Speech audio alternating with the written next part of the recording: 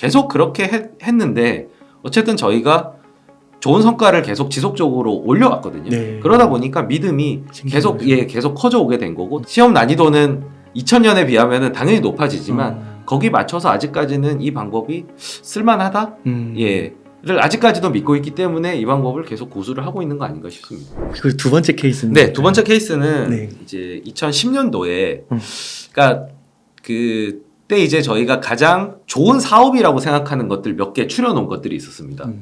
대표적으로 좀 중독성이 있는 커피 믹스라든지 뭐 술, 담배 뭐 이런 회사들 저희가 그 선악의 개념을 떠나가지고 그냥 비즈니스가 워낙 안정적이기 때문에 이게 보는데 그중 하나가 화장품이었습니다. 그런데 화장품의 그 1등 회사는 당시 아모레퍼시픽이었는데 아모레퍼시픽은 워낙 경영자도 뛰어나고 그러셔가지고 또 우리나라 1등이기도 하고 거의 항상 비쌌던 것 같아요. 2000년대 초반에 그때 이제 한국형 가치화 전략에도 케이스로 태평양을 넣어놨는데 그때 이후로는 다시 못 사봤던 것 같아요. 네. 늘 프리미엄을 받고 있었거든요. 아무리 좋아도 저희 가격이 안 맞으면 안 사니까 어떻게 저거를 사고 싶은데 라고 하다가 그때 당시에 이제 아모레의 지주회사 격인 태평양을 보게 됐습니다. 근데 당시에 아모레 퍼시픽의 시가총액이 3조 5천억 정도 했었거든요. 네. 근데 태평양이 그 시가총액이 9천억 정도였습니다. 그럼 아모레 퍼시픽의 35%를 갖고 있으니까 1조 7천억인데 일단 그것만 해도 싸잖아요. 근데 이제 그것만 가지고 사진 않고요. 이게 뭐가 더 있는지를 좀 봤습니다. 그랬더니 이 회사가 또 현금을 갖고 있는 거예요. 현금이 2,900억 있었습니다. 그리고 강남 논현동에 그 볼링장 들어가 있는 그 건물이 하나 있었거든요. 그러면 이거는 9천억에 우리가 사면 아모레 퍼시픽 35%도 갖고 그리고 강남에 건물도 갖고 캐시도 갖고 이러면은 이거는 누가 봐도 명백하게 싸다라는 판단을 내릴 수가 있었습니다. 근데 문제는 이제 둘 다 상장이 돼 있으니까 좋더라도 아모레 퍼시픽을 아무래도 살 거 아닙니까? 그러면은 이 이중 상장 이슈를 해결하기 위해서는 얘만의 독특한 또 매력이 있어야 되는데 그게 뭘까를 좀 찾아봤습니다. 그게 하나는 그 당시에 변화를 저희가 포착한 게 원래 에뛰드랑 이니스프리가 아모레 퍼시픽 밑에 있었거든요. 근데 이거를 태평양 밑에다가 갖다 붙이더라고요. 그럼 이거는 뭔가 회장님이 달라붙어서 되게 잘 되게끔 하려고 하는 거 아니겠나. 그리고 이게 잘 되면 아모레 퍼시픽이 아니라 태평양 밑에 있으니까 태평양의 투자 매력도가 더 높을 수도 있는 거잖아요. 그 변화를 하나를 봤고요. 그리고 또 한 가지는 그때는 태평양이 그 아모레 퍼시픽이 35%밖에 지분이 안 되기 때문에 연결로 잡질 않았었습니다. 근데 회사에서 이거를 연결로 잡을 계획이 있다라고 얘기를 하더라고요. 그러면은 태평양도 재무제표 자체가 조금 더 이제 아모레 퍼시픽을 반영한 재무제표로 바뀔 수가 있겠구나. 그것도 하나의 변화라고 봤었고요. 그리고 이건 꼭 태평양뿐만 아니라 아모레 퍼시픽에도 동시에 해당될 수 있었던 얘기인데 또 아모레 퍼시픽 올라야지 태평양도 올라갈 거 아닙니까? 아무리 싸다고 하더라도. 그때 저희가 뭐 코스맥스, 한국콜마 이런 화장품을 많이 보고 있었는데 그때 느낌이 중국에서 한국 화장품이 좀 통할 수도 있겠구나라는 뭐 그런 리서치를 또 따로 하고 있었습니다. 막 중국 공장들 다니고 뭐 이럴 때였었거든요. 제때 중국 화장품 막 잡지 같은 거 보고 이럴 때인데 이것도 개연성이 있는데 이거를 충분히 시장에서 잘 모르는 것 같다. 그러니까 중국 사람들이 다 그냥 뭐 에스테로더나 로레알이나 뭐 이런 외국 화장품만 좋아할 거라고 생각했는데 저는 이제 그렇게 보지 않은 거죠. 근데 그게 광주 시세 같은 경우에는 아이디어가 다 맞은 건 아니었었습니다. 몇 개 틀리더라도 괜찮은 가격이었고 한 2개 정도가 맞아가지고 그래 2배 정도가 올랐는데 이 아모레, 그러니까 지금 아모레죠. 그 당시에 태평양은 저희가 생각한 모든 아이디어가 싹 다 맞았습니다. 그러다 보니까 이 낮은 가격에서 9천억에서 시작했잖아요. 그러다 보니까 빠르게 이제 상승을 할 수가 있었고 최종적으로는 한 15배가 한 5년, 6년 만에 올랐는데 이제 사드 때문에 꺾어지긴 했지만 저희는 한 3배 정도를 먹고 나왔습니다. 그 이유를 놓친 게 좀 아쉽긴 하지만 워낙 낮은 가격에 시작을 했고 뭐 그 이외에도 팔아가지고 아모레 퍼시픽 우선주도 사고 어쨌든 화장품 근처에서 계속 놀고 있었기 때문에 어쨌든 화장품이란 아이디어 그리고 아모레 퍼시픽이라는 좋은 회사를 싸게 사는 방법으로서 그 대안으로 이제 태평양이라는 지주회사를 이용했던 그런 경험이 또 좋은 회사, 좋은 회사면 안 싼데 어떻게 좋은 회사 싸게 사냐에 대한 답이 되는 사례일 수 있지 않을까 해서 말씀을 드렸습니다. 그러니까 그런 게 지금도요. 아까 많이 보고 계시다고 했잖아요. 지금도 이렇게 보면은 그런 기업들이 많은가요? 그러니까 뭐 선택은 안 하시더라도 리스트로 이렇게 보고 있는 기업들. 그러니까 일단은 아주 좋다라고 하는 기준이 사람마다 좀 다를 수 있을 것 같아요. 저희는 뭐 우리나라의 뭐 미래 먹거리가 될 것이다. 우리나라를 선도하는 업체가 될 것이다. 뭐 이런 거보다는 투입 대비 산출이 좋은 비즈니스냐 이런 게 저희한테는 더 중요한 부분. 그러니까 기준이 좀 다른 거죠. 그래서 제가 책에 앞에 그 기준을 또 설명을 드린 게 이 기준이 다른데 방법론을 얘기해봐야 별로 소용이 없습니다. 그러니까 저희만의 기준이 있는 거죠. 그 저희만의 기준으로 봤을 땐 당연히 좋은 기업이 존재를 하고요. 특히 이렇게 올해처럼 쏠림 현상이 강하게 일어났다든지 또 작년처럼 시장이 좀 안 좋은 그 다음 예, 그 시장 시기에는 또 싼 종목이 아무래도 좀 많이 있으니까 그 안에서 제일 좋은 거를 골라야 하겠지만 어쨌든 지금도 좋은 종목이 있는 거는 사실이고요. 저희 기준에. 그리고 그 중에서도 좀 더 이렇게 싸게 살 수 있는 어떤 기회들을 제공하는 그 종목들이 있습니다. 그래도 그게 한 수십 개 되나요? 저희는 아무래도 종목을 워낙 뭐 몇백 개씩 보기 때문에 그 중에서 이제 저희가 한 40종목 정도를 추려가지고 담는 거거든요. 뭐 예컨대 뭐 골프존, 예, 보통 이제 골프존이라고 하면 뭐 하는 회사인지 다 아실 거고 당연히 1등이라는 거 아실 거고 뭐 어떻게 보면 상식 범위 내에 있기 때문에 예로 들기에 좀 적합하지 않을까 싶은데. 그럼 뭐 골프 스크린 골프로 그러면 뭐 우리나라의 미래 산업이 돼서 뭐 먹거리가 돼서 뭐 반도체나 2차 전지처럼 될 거 그렇지는 않습니다. 그렇지는 않지만 그래도 꾸준하게 수출도 하고 우리나라의 그 스크린 골프 문화를 알리고 있거든요. 뭐 그 정도입니다. 수출을 하고 있다. 내수 플레이어는 아니다라는 건데 저희가 사실 주목하는 건 1차적으로 이 회사의 비즈니스 모델입니다. 그러니까 이 회사는 그 스크린 골프 가맹점이 굉장히 많잖아요, 전국에. 여기서 가서 스크린 골프를 한 게임을 치시면은 2,000원을 골프존 본사가 가져갑니다. 그러니까 매일매일 지금 이 순간에도 스크린 골프를 치고 계시면은 골프존은 그 2,000원을 쭉 이제 모으는 거죠. 예. 그렇게 안정적인 현금이 들어오는 사업을 가지고 있습니다. 근데 거기서 이제 1등이고 그리고 경쟁사 뭐 카카오도 많긴 하지만 그거에 비해서 훨씬 많은 시장 점유율 60% 이상이니까 거기서 1등을 유지를 하고 있고요. 거기에 이제 레슨 시장으로 들어가서 뭐 이건 게임이고 GDR이라는 거는 좀 더 골프를 잘 치고 싶은 분들에게 레슨 기계를 제공하는 게 있는데 이거 역시도 지금 계속 그 가파른 확장 뭐 지나다니시면 GDR 아카데미 이런 것들이 있는데 그게 또 관련이 있거든요. 거기에 이제 수출까지 하고 있고 그렇게 계속 성장을 해오고 있는데 뭐 PER 기준으로는 한 7배?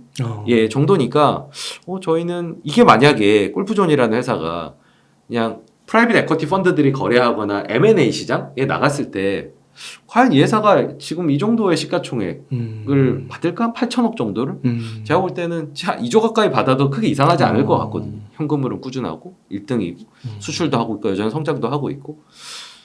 이런 종목들이 이제 아직까지 이제 남아 있고 뭐 그렇게 뭐 너무 어려운 그런 게 아니라 우리가 상식선에서 이해할 수 있는 종목도 뭔진 모르지만 이렇게 저평가 있는 상태, 충분히 그 비즈니스의 퀄리티가 드러나지 않는 상태를 보이는 종목들이 꽤 있는 편입니다.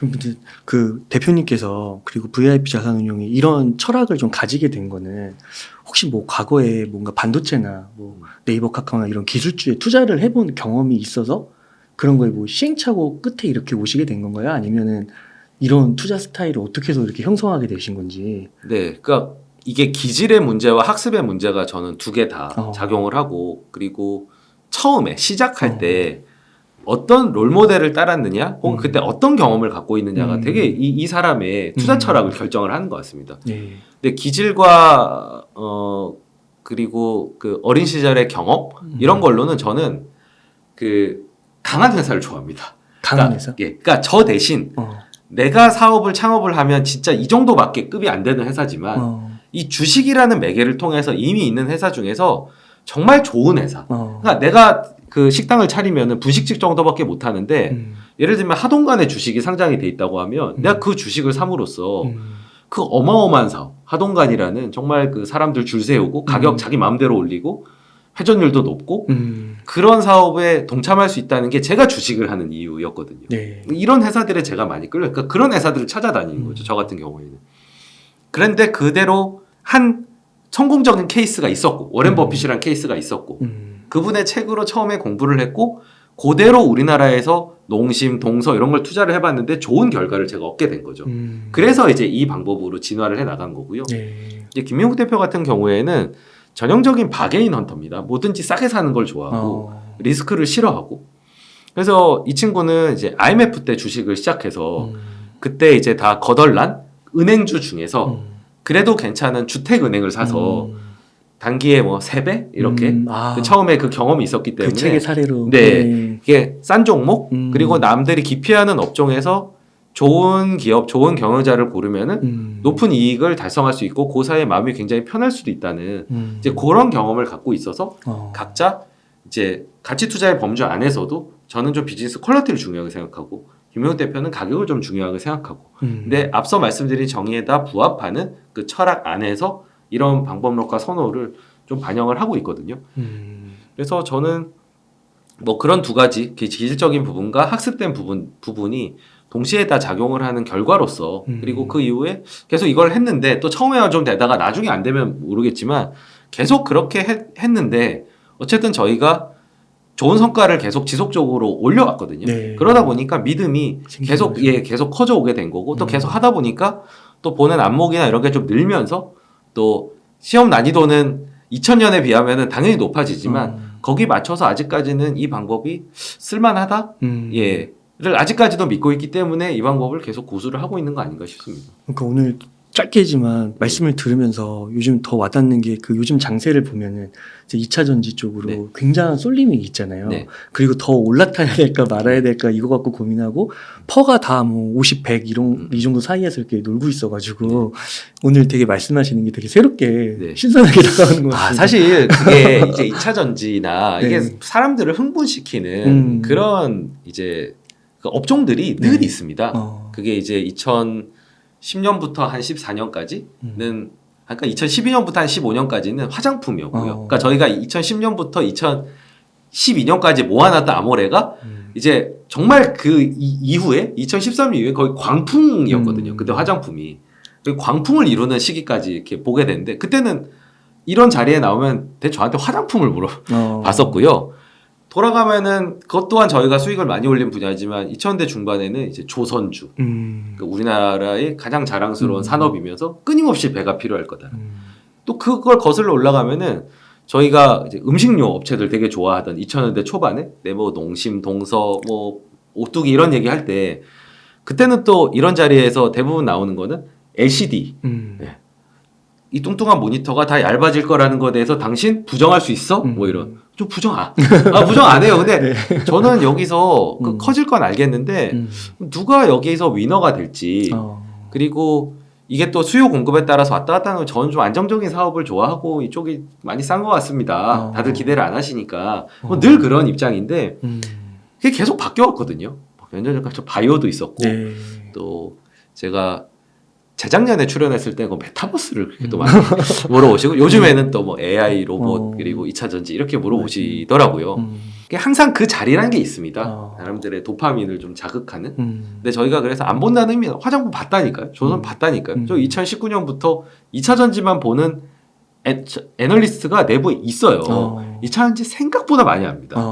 그런데 그게 2019년이었고 그때는 또 그렇게 여기에 대해 흥분할 때는 아니었어요. 근데 늘 보면은 항상 돈이라는 것도 좀 빨리 가 있어야지 좀 버는 거 아닌가. 그래야지 좀 더 여유 있게 그분들에게 이제 양보하고 저희 또 다른 또 싼 부분을 찾아가. 그게 이제 저희 역할이라고 생각을 하는 거고 또 본능적으로는 너무 열광하는 분야는 제가 또 기질적으로 좀 약간 그런 부분은 위축이 됩니다.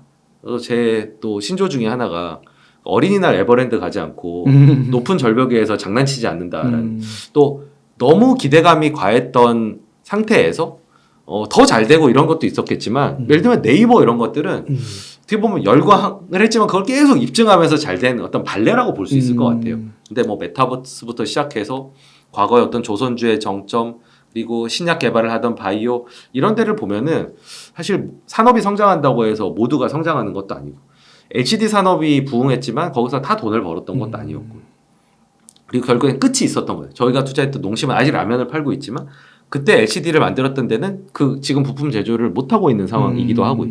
여러 가지 이제 변수가 또 있는 거죠.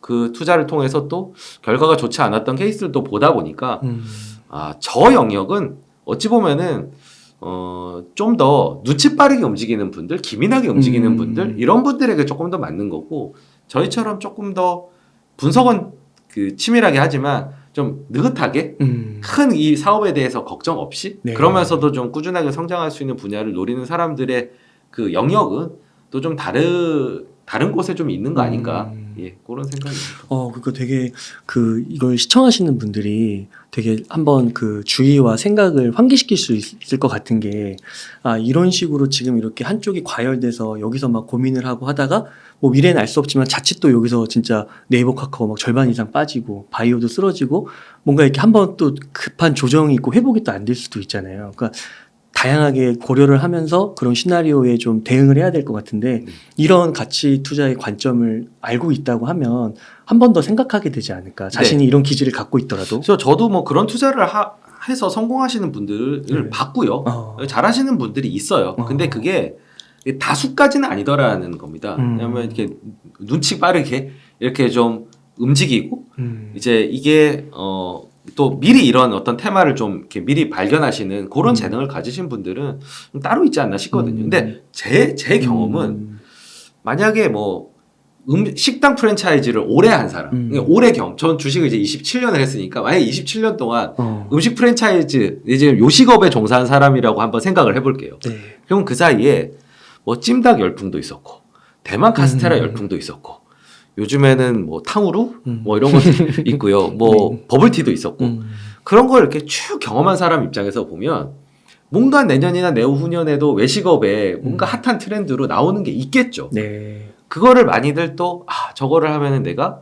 식당 사업을 할 수 있고 돈을 많이 벌 수 있겠다라고 투영해서 생각하시는 분들이 있겠죠. 그분들을 비난하는 거 아니지만 저의 경험으로는 저게 다 잘 되는 게 아니던데. 그리고 유행을 쫓아갔던 것들이 또 좀 끝이 안 좋고 어찌 보면 저거는 꾸준하게 식당을 하는 쪽보다는 좀 일찍 들어가서 대만 카스테라도 모두가 안 된 건 아닐 거 아닙니까? 뭐 권리금을 받고 뭐 일찍 빠지신 분들도 있을 거고 아니면 끝까지 살아남아가지고 진짜 그 카스테라 업계를 좀 형성을 하신 분들도 있을 거고 여러 가지 경우들이 있을 텐데 그냥 경계하는 마음이 오래 하다 보면 높아지면 그런 것들이 좀 드는 거죠. 근데 그거를 뭐 된다 안 된다 이렇게 생각하기보다는 저는 좀 더 이제 확률론적 사고로 좀 더 접근하시면 좋겠다. 그러니까 제 책에도 써놨지만 저희는 이 주식이라는 게임을 뭐 미래의 성장 산업을 맞추는 게임 내지는 뭐 오래 올라갈 테마를 맞추는 게임이라고 생각을 하는 게 아니라 잘못 매겨진 배당률을 찾는 게임이라고 생각을 하거든요. 혹시 경마 해보셨나요? 경마 아니면 경마 네. 건전하시네. 이게 경마를 보면 네. 이제 항상 핫한 말이 있어요. 항상 이제 뛰면 우승하고 승률이 높은 말들이 있거든요. 그러면 거기에 다 걸면 경마에서 이길 수 있을 것 같지만 그렇게 되지 않는 이유가 이게 이 방식이 페리 뮤추얼이라 그래서 많은 사람들이 기대하고 그 말이 우승할 거라고 생각하면 배당률이 되게 적어집니다. 예를 들면 10,000원을 걸었는데 우승하면 뭐 12,000원 받고 뭐 이런 식인 거죠. 네. 그런데 승률이 아주 낮은 말은 걸면은 뭐 예를 들면 10배 이렇게 날 수 있어요. 배당률이. 네. 근데 이제 우승할 가능성이 되게 낮죠. 그럼 저희는 뭘 찾냐면은 우승을 할 수도 있는 확률이 있는데 그거에 비해서 배당률이 너무 턱없이 매겨진 걸 찾는 겁니다. 그러니까 그러면은 이 말이 어느 정도 성적을 올렸을 때 충분한 만족할 만한 배당률을 얻으리라는 기대를 가지고 하는 거죠. 근데 지금 말씀하신 그런 좀 뜨거운 영역들은 그냥 누구나 우승할 거라고 생각하는 그 우승할 것 같지 저희가 그 우승을 안 한다고 하는 말이 아니에요. 그런 뜻이 아닙니다. 되게 곡해를 많이 하시더라고요. 우승을 못 한다고 저희가 저주를 하는 게 아니라 저희가 찾는 건 좀 기대감이 낮은 배당률이 좀 잘못 매겨진 걸 찾기 때문에 그거를 굳이 보지 않는 혹은 그 말에 옛날에 베팅을 했는데 그때는 배당률이 그 배당률이 아니었었는데 지금 많이 올라와서 그 말을 싫어하는 게 아니라 지금 배당률이 만족스럽지 않기 때문에 안 보는 겁니다라고 해명을 하고 싶습니다. 그러네요, 진짜. 그러면은 그 종목을 이제 딱 선정을 하셔서 자금을 넣으셨어요. 그럼 대략 보유 기간은 어느 정도로 보세요? 저희가 이제 기본적으로는 마음이 똑같습니다. 저희도 빨리 오르면 좋겠어요. 저희도 사자마자 주가가 빨리 올랐으면 좋겠는데 보통 소외된 거, 저평가된 거 그리고 쏠림 현상의 반대편에 있는 거를 주로 보기 때문에 일단 바로 올라가리란 기대를 그렇게 하진 않습니다. 대략 3년이라는 기간 동안에 3년이요? 예, 3년이라는 기간 동안에 그래도 여기서 빨리 올라가는 주식도 나오고 3년 꽉 채워서 올라가는 것도 나오고 3년 지났는데도 제자리거나 빠진 종목도 나오겠지라고 현실적으로 저희는 그렇게 생각을 합니다. 그래서 3년 정도의 기간을 보고 결정을 하고요. 그리고 대략 기업도 3년치 정도를 예측을 합니다. 한 3년 뒤에 회사가 이렇게 돼 있겠지. 그럼 이때 이 정도 이익을 냈을 때 우리가 어느 정도의 기대 수익률을 계산할 수 있겠다라고 하는 정도를 들어가고요. 그런데 3년이 이제 지났는데 뭔가 이제 원하는 방향대로 가지 않아요. 근데 3년 안에서라도 그 상황을 발견을 했어요. 그러면은 당연히 매도를 합니다. 예, 그리고 다른 기대를 할 수 있는 또 한 3년을 부여했을 때 잘 될 수 있는 회사로 갈아탑니다. 그리고 3년이 됐는데 혹은 목표가에 도달을 했는데 어디서 생각보다 더 잘 돼요. 그 다음 3년, 그 다음 5년을 저희가 그려볼 수 있는 회사가 됐어요. 라고 한다고 하면은 다시 분석하고 계산을 해서 기간을 늘려서 최대한 이 기업 가치가 상승하는 그 구간을 최대한 늘리기 위해서 그 이상을 또 이제 그러다 보니까 한 15년 투자한 게 이제 동서라는 회사였습니다. 이 동서라는 회사가 15년을 투자했어요. 예, 원래 15년을 투자하려고 했던 건 아니었고 너무 싸고 한 3년 정도면은 이 회사의 강점들이 발휘가 되겠지라고 해서 기대를 했는데 이 회사가 계속 팔 기회를 주지 않았어요. 그러니까 팔 기회를 안 줬다는 게 계속 보유할 만한 이유를 저희한테 제공을 했어요. 진짜 정말 대단한 회사였던 거예요. 정말 너무 감사한데 그 회사에. 그렇게 해서 오래 가게 되는 경우가 있어서 좀 케이스 바이 케이스지만 기본 타임라인은 3년이라고 보시면 될 것 같습니다. 그러면 아까 그 가치 투자의 요건들 중에서 세 번째가 적당한 수익성이고 금리의 한 두세 배.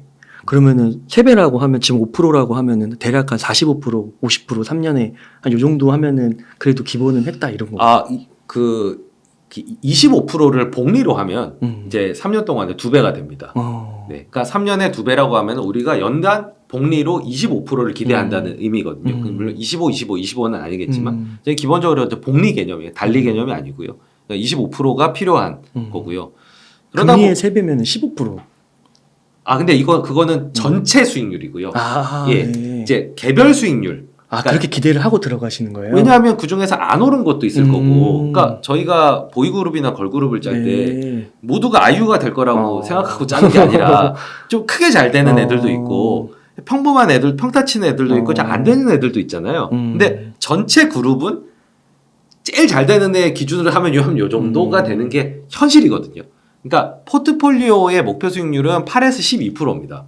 그런데 8에서 12%를 꾸준히 달성하려면 3년에 2배 나는 종목들이 어느 정도 나와줘야 됩니다. 네. 모두가 딱 40개를 담으시는 거예요? 그렇죠. 예, 연간 그래도 좀 치고 나가는 종목들이 그래도 한 5개는 나와줘야 사실 그 목표를 달성을 할 수가 있거든요. 8에서 12%가 전체 포트폴리오의 목표고요. 그리고 저희가 20년 동안 물론 이제 2003년도 저희가 투자하면서 차리기 전에는 저희 개인 투자할 때는 거의 사실 솔직히 말하면 수익률이 거의 배수였어요. 배수. 예. 그러니까 2자리가 아니고요. 아니, 그러니까 저희가 프로에 빨리 입문하고 너희가 대신 운용해라 뭐 그랬겠죠. 근데 저희 공식 레코드 2003년도부터인데 2000년대 초반이 그렇게 주식이 쌌었습니다. 2003년도부터 저희가 연평균 복리 수익률이 14%거든요. 그러니까 8에서 12를 목표로 했는데 14%를 한 거죠. 14%를 20년간 연복리로 하면은 이게 1200%가 됩니다. 그러니까 저희 2003년도에 맡기신 고객이 아직 계시는데 원금의 13배가 되신 거거든요. 그러니까 이 복리 수익률이라고 하는 게 이렇게 되게 무섭습니다.